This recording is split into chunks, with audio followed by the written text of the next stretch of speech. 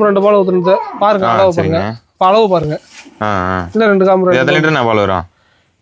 5 litre வரும். 5 litre வரும். 5 litre வருங்கண்ணா.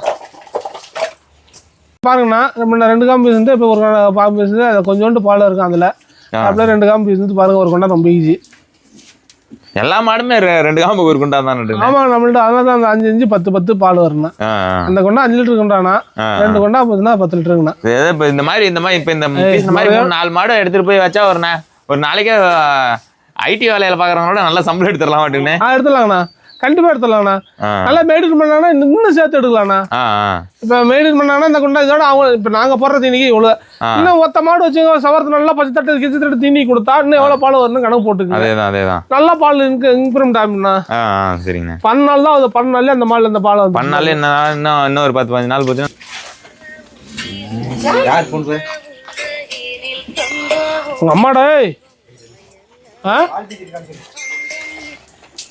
10 லிட்டருக்கு மேலதான் வர மாட்டேங்குண்ணே. ஆமாண்ணா, இன்னும் 2-3 லிட்டர் வருங்களாட்டுக்க. இந்த காட்டுல பால் பிடிச்சிட்டு இருக்காமா. எத்தனை லிட்டர் அது வரும்?